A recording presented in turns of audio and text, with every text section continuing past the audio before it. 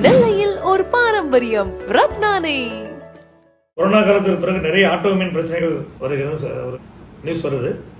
அதாவது post Covid பல்வேறு விதமான பாதிப்புகள் இருக்கத்தான் செய்யுது. போஸ்ட் கோவிடுக்கு அப்புறம், கொரோனாக்கு அப்புறம் அவங்களுக்கு இருதய பிரச்சனைகள், அதே மாதிரி நுரையீரல் பிரச்சனைகள், அந்த மாதிரி ஆட்டோமின் டிசீஸ் கொஞ்சம் கூடியிருக்கலாம் ஒன்றில். அதே மாதிரி கொரோனா வேக்சின் மூலமாக ரொம்ப ரேராக எல்லாத்துக்கும் இல்லை, ஒரு 1,00,000 பேரில் ஒரு 2-3 பேருக்கு இந்த ஆட்டோமின் டிசீஸ் வரலாங்கிறது தான். அதுக்காண்டி அது வேக்சின் எத்தனை உயிரை காப்பாற்றிருக்கு.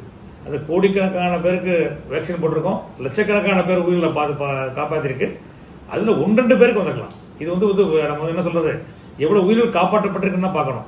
ஸோ இந்த ஆட்டோமின் டிசீஸ் கூடியிருக்கு அப்படின்னா எந்த வேக்சினுங்கிறது ஒரு தடுப்பு மருந்துக்கு சில ஆட்டோமின் டிசீஸ் வரலாம். இது ரேர் ஒரு காம்ப்ளிகேஷன். இதை பற்றி நீங்கள் பயப்பட வேண்டாம்.